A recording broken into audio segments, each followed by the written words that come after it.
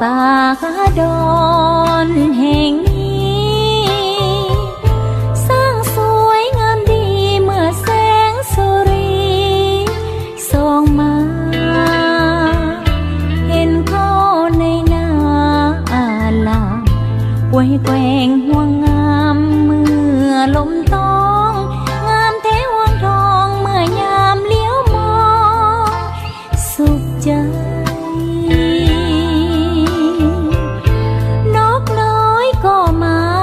บอนที่เคยซอกกินเข็มห้วยน้ำลินที่นี้ยิ่งงามสดใส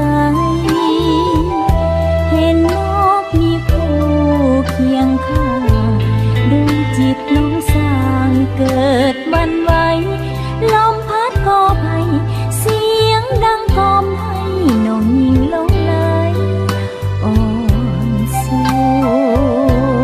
วนเห็นพ่อนาเกี่ยวข้าวสวยกันแดดก็ร้อนยังอดดันเก็บเกี่ยวข้าวนั้นหวังให้หมดห่วงเลี้ยวไปแก้มป่าโอ้นั่นพากาบ้านอยู่เป็นพวงขอ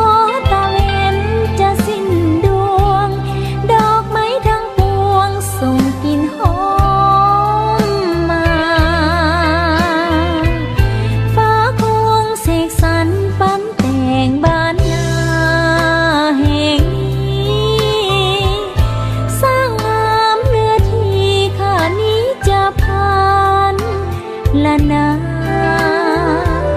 พอถึงเท้าจะไปจากจำภาคนี้ไกลอะไรหาลาแล้วบ้านป่าข้านี้คิดว่าจะกลับคืนมาดังเค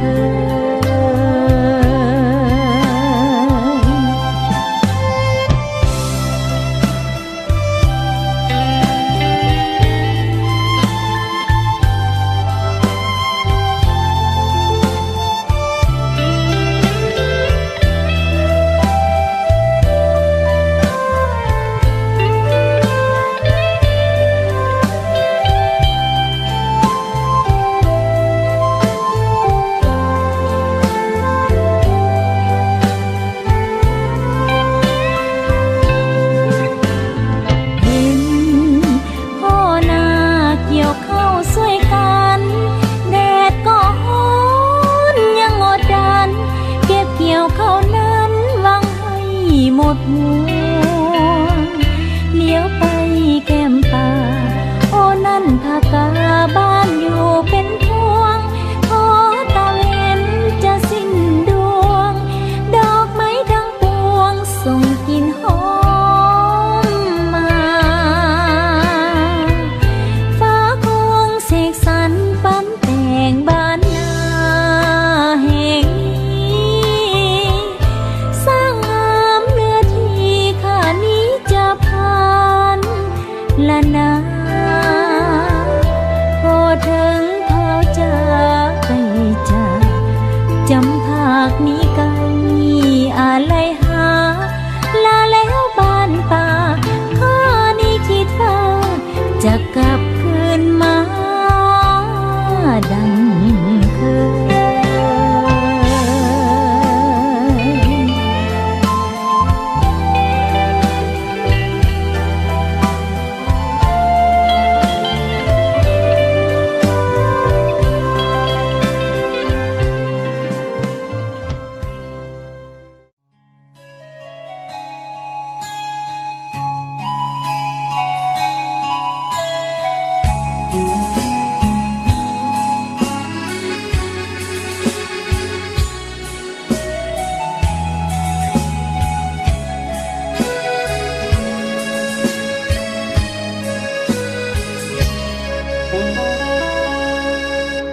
วันนี้ได้พบแฟนเก่าเจ้าคือห้อ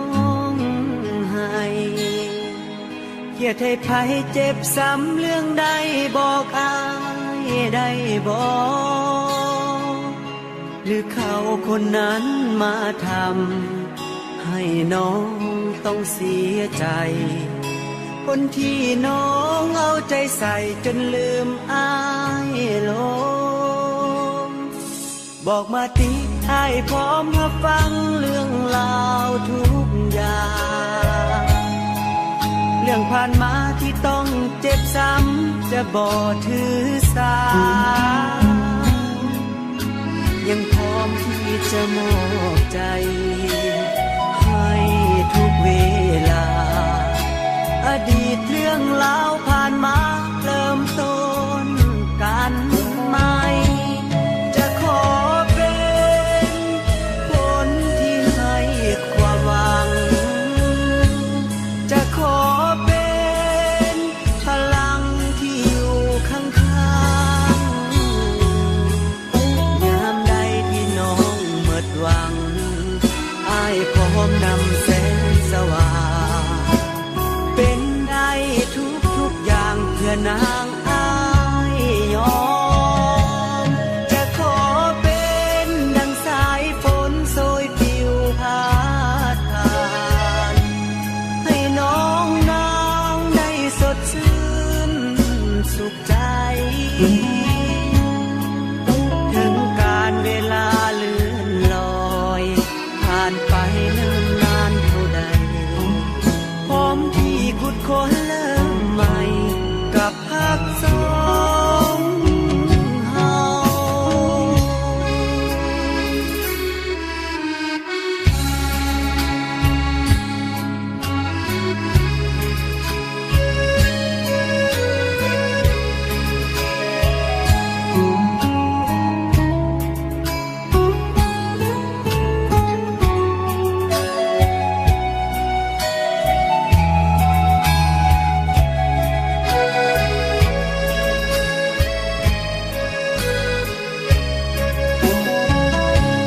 จะขอเป็นคนที่ให้ความหวัง จะขอเป็นพลังที่อยู่ข้างๆยามใดที่น้องหมดหวังอ้ายพร้อมนำแสงสว่างเป็นได้ทุกอย่างเพื่อนางอ้ายยอมจะขอเป็นดังสายฝนโชยปลิวพาดผ่านให้น้องนางได้สดชื่นสุขใจ ถึงการเวลาเลื่อนลอยผ่านไปเนิ่นนานเท่าใดพร้อมที่ขุดค้นเริ่มใหม่กับภาคสองเฮา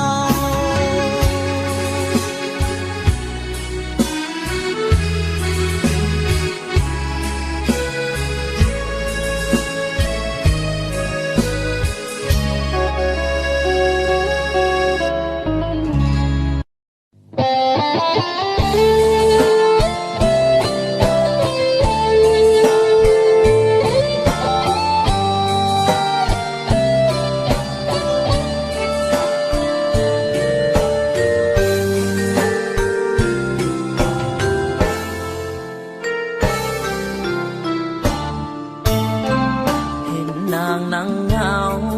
แต่เศร้าจนตาเว้นบาง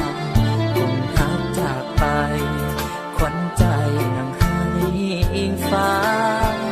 คือสายใจดำทำลายให้จมบ่อน้ำตามาบอกเลิกลาแล้วคว้าเอาคนอื่นไปมันเมฆคนเหงามันเศร้าไปหมดทุกทีความหักเคยมี วันนี้บ่มีความหมายเมื่อเขายืนยันสาเจนต้องการจะจากไปผู้ชายหลายใจให้เขาไปไกลๆเถิดนาจะเสร็จน้ำตาเวลาที่เจ้าปวดใจจะเป็นแสงไฟนำทางใจให้น้องสว่างผู้สาวใจคงลืมให้หมดจากใจเดิ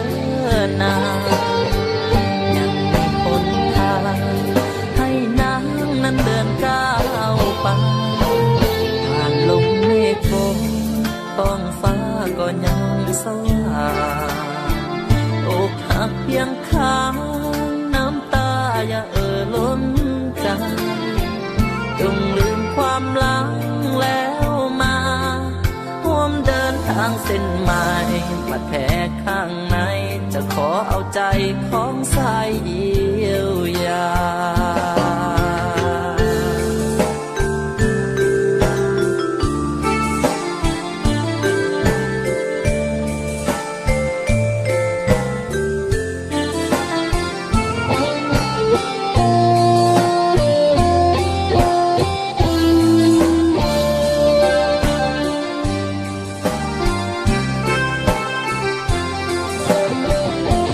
เสร็จน้ำตาเวลาที่เจ้าปวดใจจะเป็นแสงไฟนำทางใจให้น้องสว่างผู้สายใจคุณดึงให้หมดจากใจเดินนางยังมีหนทางให้นางนั้นเดินก้าวไปผ่านลมเมฆฝนท้องฟ้าก็ยังสว่างอกหักเพียงข้างน้ำตาอย่าล้นใจจงลืมความหลังแล้วมาร่วมเดินทางเส้นใหม่บาดแผลข้างในจะขอเอาใจของสายเดียวยา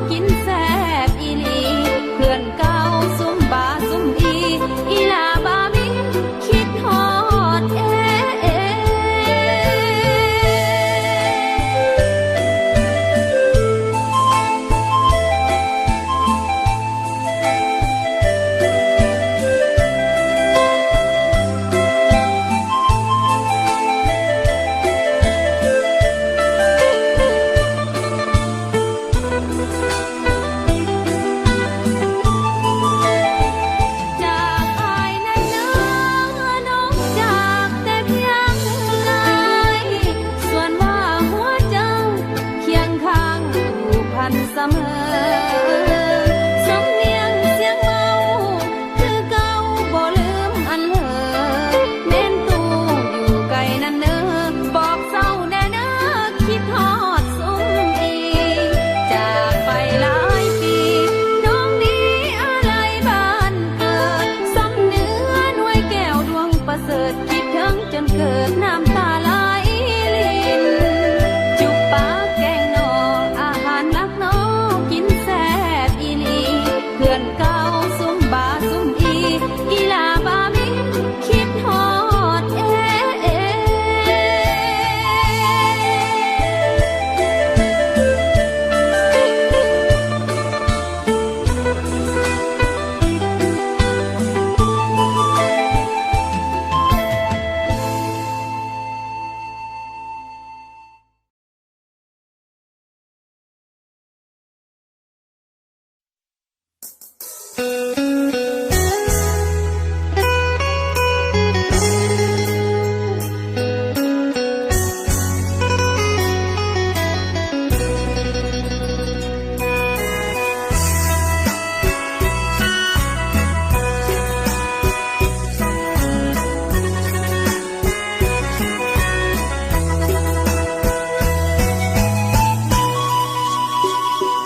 น้องเอ๋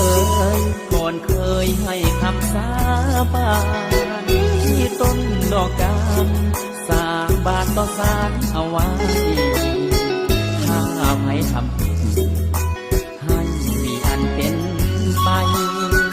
วันที่ห่างกันสองเฮาน้ำตาไหลน้อง อายเอ่ยก่อนเคยให้คำสาบาน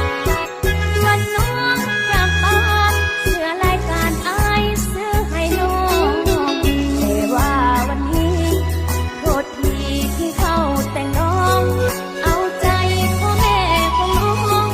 อายบ่ต้องให้เสียใจ น้องเอ๋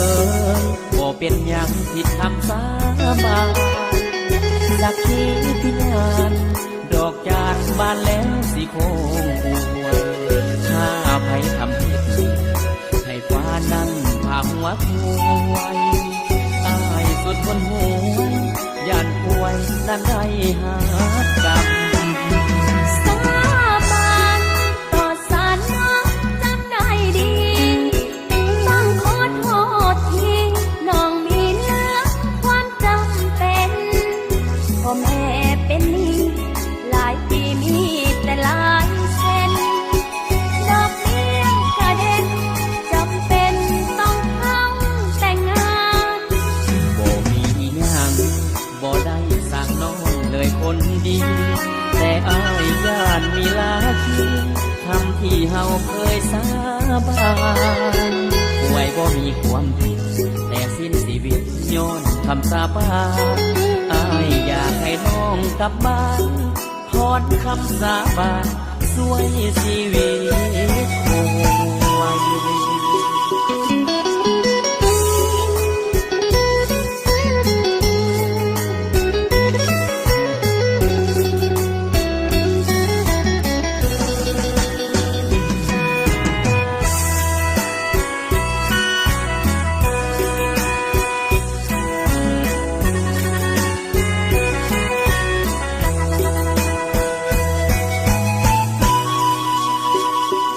น้องเอ๋ยบ่เป็นหยังผิดคำสาบานสักทีที่งานดอกจานบานแล้วสิโคงอวยถ้าไผทำผิดให้ฟ้านั่งพาหัวควายอายสุดคนหัวยานป่วยนั่นได้หากรรม สาบานต่อสารน้องจำได้ดีต้องขอโทษทีน้องมีเนื้อความจำเป็นพ่อแม่เป็นหนี้หลายปีมีแต่หลายเส้นดอกเบี้ยกระเด็นจำเป็นต้องเข้าแต่งงาน บ่มีหยังบ่ได้สร้างน้องเลยคนดี แต่อายย่านมีลาทีทำที่เฮาเคยสาบาน บ่มีความผิดแต่สิ้นชีวิตย้อนคำสาบานอายอยากให้น้องกลับบ้านถอนคำสาบานช่วยชีวิตคงไว้ เ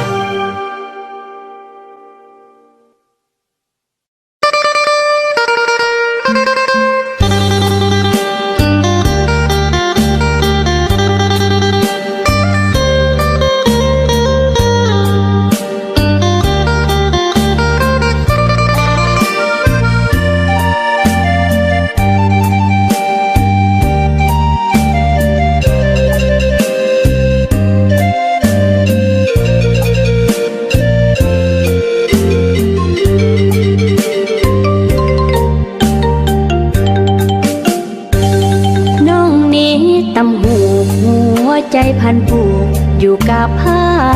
ไหมสี่ห้องหัวใจยังบ่มีสายมาจับจองถ้าบ่ลังเกียจสาวตำหูกอาชีพอย่างน้องขอเชิญอายมาจับจองมาเอาน้องเป็นแฟนยิ่งดีน้องบ่งามเด่นอายก็เห็นอยู่ในสายตาสาวบ้านนอกคอกนาบุญวาสนาคงจะบ่มีทุกวันตำหูสุขหัวใจนางในแป้นกีตำสิ้นไม่สิ้นมีเป็นตาเพณีอาชีพยิ่งลาวยังคอยน้องคอยใส่หากมันแก่นตำหูคอยแฟนหลายปีน้องนี้นอนหนาวปันใดจะพ่อบ่าวมาขอแต่งงานคือเขาทุกวันน้องได้แต่เงาใจว่างเปล่าขาดสายเมตตาน้องขอหักมันจนสู้สิวันฟ้าดินสลายจะบ่มีนอกใจบ่ขอเน้นนายหมายห่วมสิว่าถ้าอายอยากได้ลูกสะพ้ายตำหูเลี้ยงยาเสิญอายสู่ขอวิวาทุกวันเวลาน้องนี้ยังคอย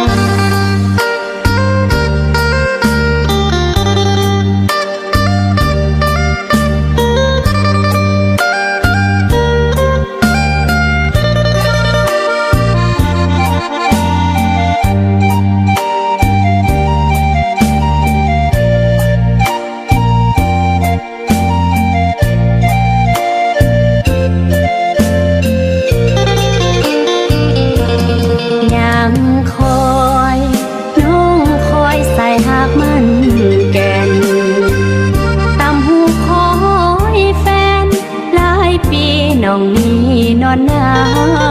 วปันใดจะพ่อบ่าวมาขอ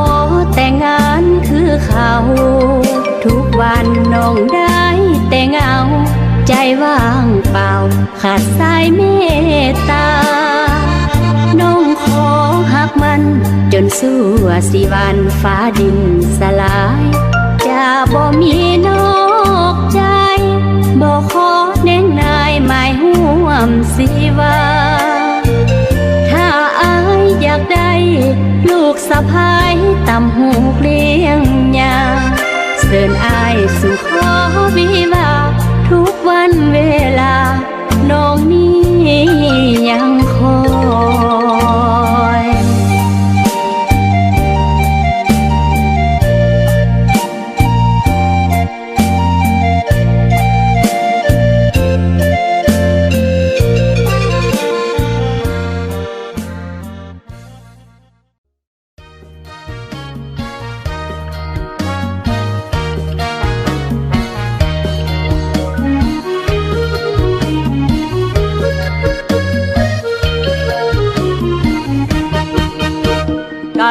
เขาว่างามย้อนคน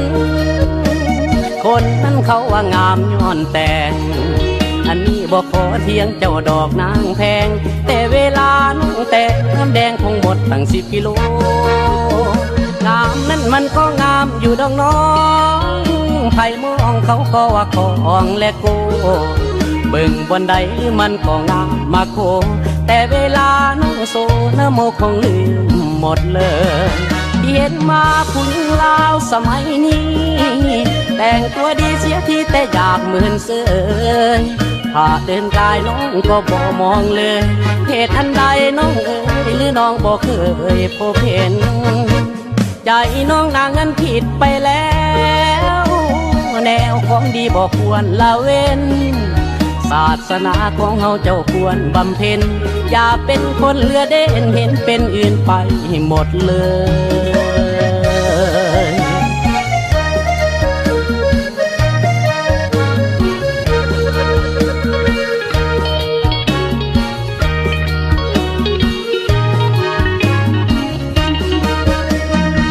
นั้นเขาว่างามย้อนคน คนนั้นเขาว่างามย้อนแต่ง อันนี้บอกขอเทียงเจ้าดอกนางแพง แต่เวลาน้องแต่งน้ำแดงคงหมดตั้ง10 กิโล งามนั้นมันก็งามอยู่ดอกน้องไผ่มองเขาก็ว่าของและโกเบิ่งบนใดมันก็งามมาโคแต่เวลาน้องโซนะโมคงลืมหมดเลยเห็นมาผู้หญิงลาวสมัยนี้แต่งตัวดีเสียทีแต่อยากเหมือนเสือถ้าเดินกายน้องก็บ่มองเลยเหตุอันใดน้องเอ๋ยหรือน้องบ่เคยพบเห็นใจน้องนางเงินผิดไปแล้วแนวของดีบอกควรละเว้นศาสนาของเฮาเจ้าควรบำเพ็ญอย่าเป็นคนเลือเด่นเห็นเป็นอื่นไปหมดเลย